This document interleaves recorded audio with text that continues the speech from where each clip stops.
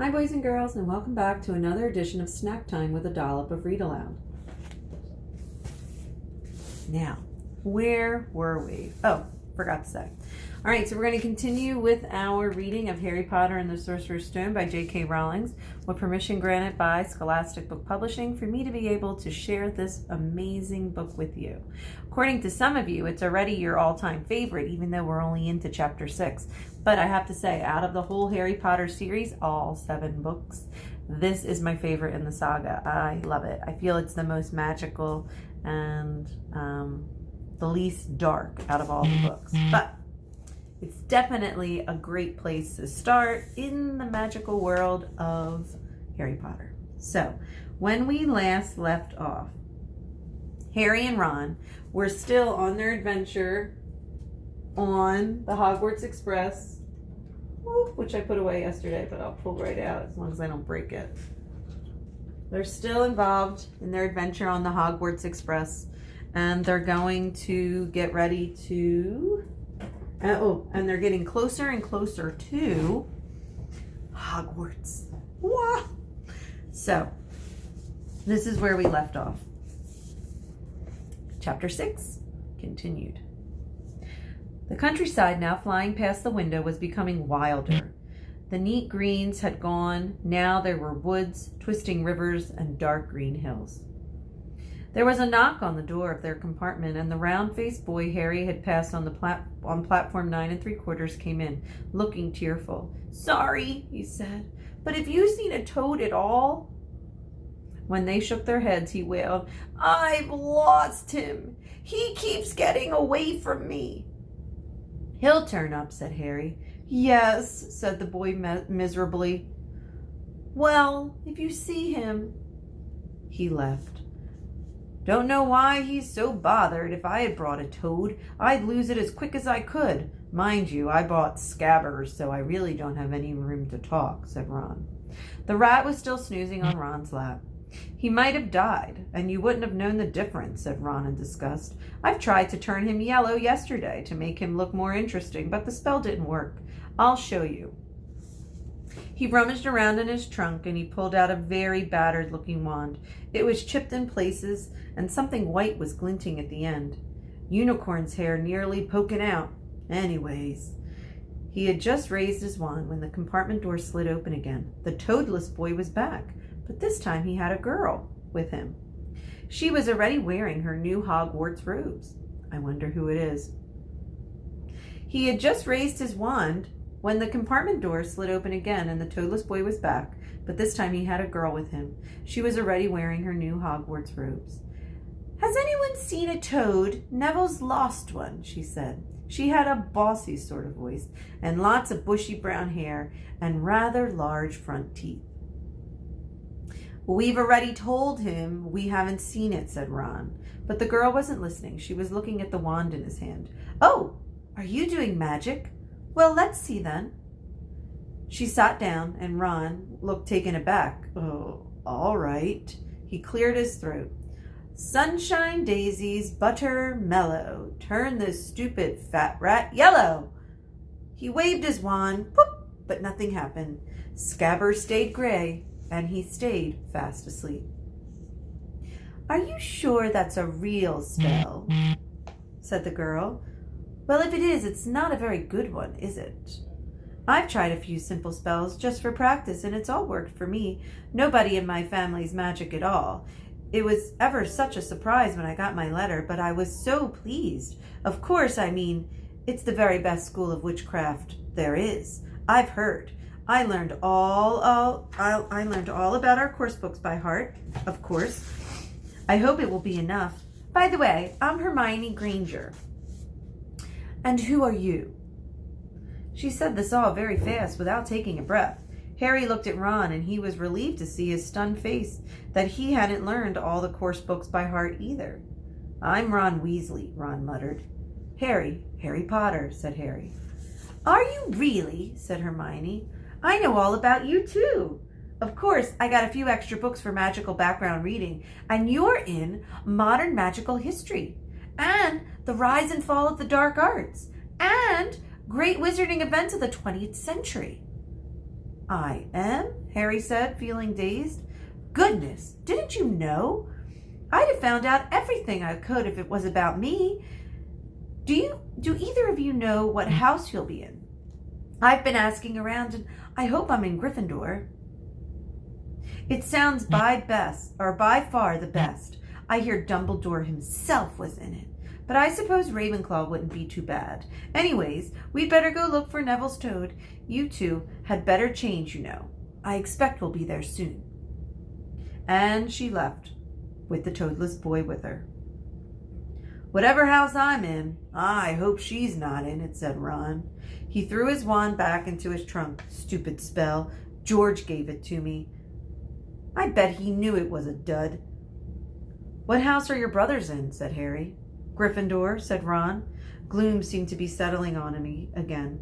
Mom and Dad were in it too. I don't know what they'd say if I'm not in it. I do suppose Ravenclaw wouldn't be so bad, but imagine if they put me in Slytherin.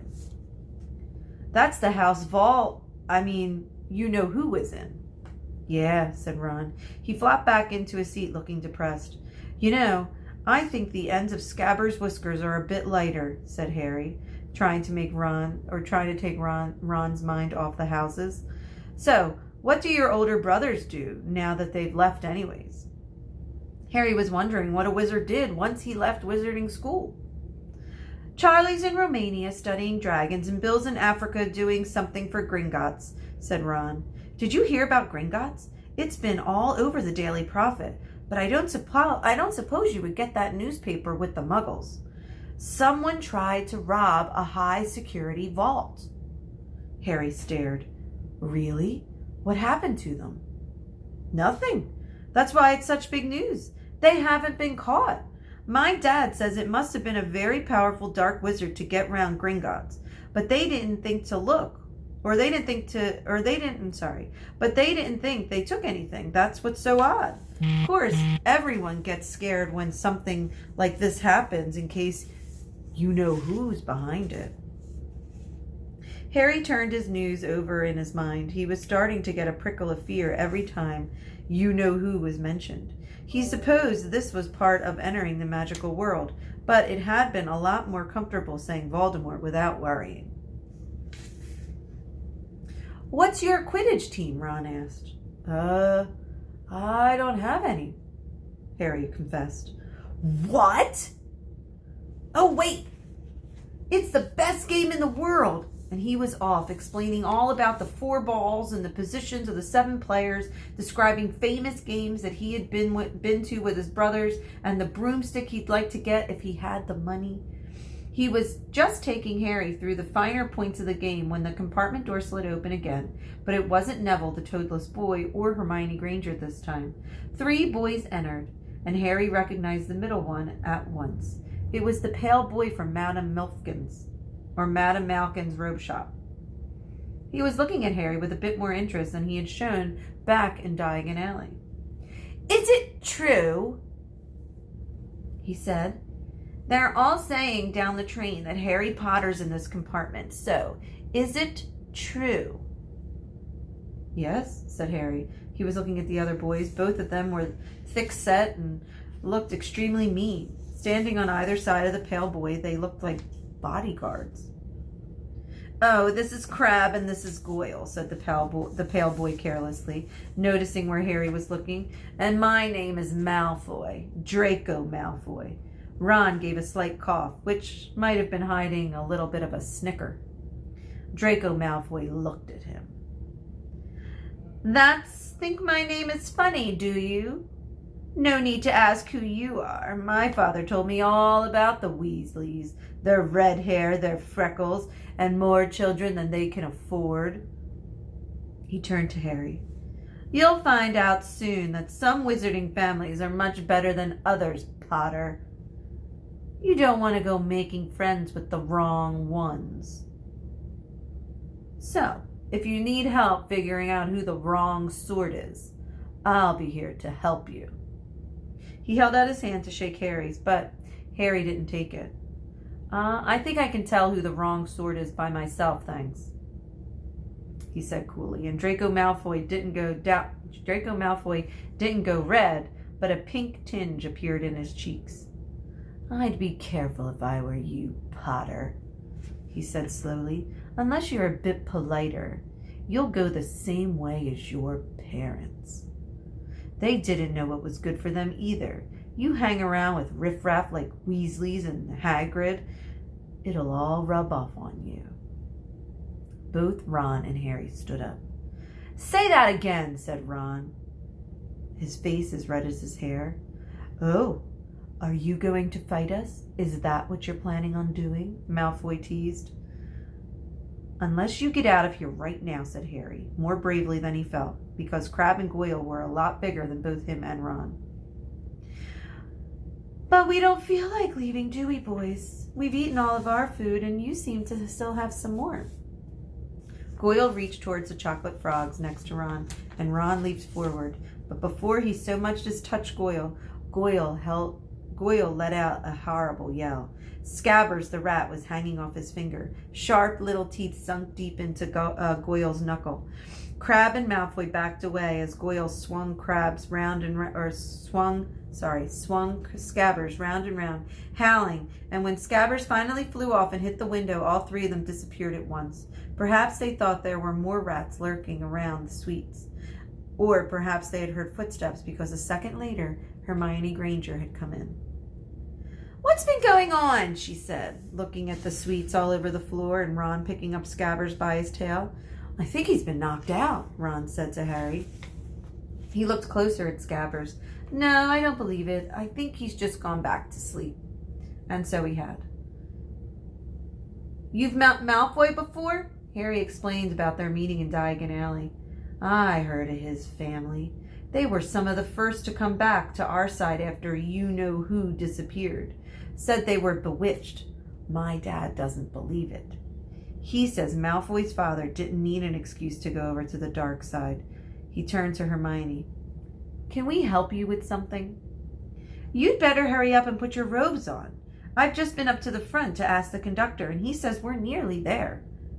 "You haven't been fighting, have you? You'll be in trouble before we even get there." "Scabbers has been fighting, not us," said Ron, scowling at her. "And would you mind leaving so we could change?" "All right. I only came in because people outside are behaving very childishly, racing up and down the corridors," said Hermione in a sniffy voice. "And you've got dirt on your nose, do you know?" Ron glared at her as he left. Harry peered out the window. It was getting dark. He could see mountains and a forest under a deep purple sky. The train did seem to be moving slowly. He and Ron took off their jackets and pulled on their long black robes. Ron was a bit short for him. You could see his sneakers underneath. A voice echoed through the train. "We'll be reaching Hogwarts in 5 minutes' time. Please leave your luggage on the train. It will be taken to the school separately." Harry's stomach lurched with nerves, and Ron, he saw, looked pale under his freckles. They crammed their pockets with the last of the sweets and joined the crowd thronging through the corridors. The train slowed right down and finally stopped. People pushed their way towards the door and out onto a tiny dark platform. Harry shivered in the cold night.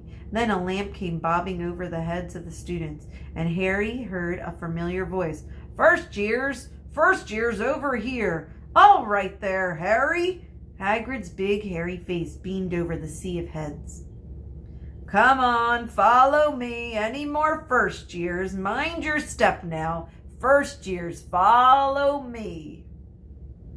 Slipping and stumbling, they followed Hagrid down what seemed to be a steep, narrow path. It was so dark on either side of them that Harry thought there must be thick trees there. Nobody spoke much. Neville, the boy who kept losing his toad, sniffled once or twice. "You'll get your first sight of Hogwarts in a second," Hagrid called over the shoulder. "Just round the bend here." There was a loud "ooh." The narrow path had opened, and suddenly onto the edge of the great black lake, perched atop high mountains on either side its windows, sparkling in the starry sky, was a vast castle with turrets and towers. Turrets are like the round kind of...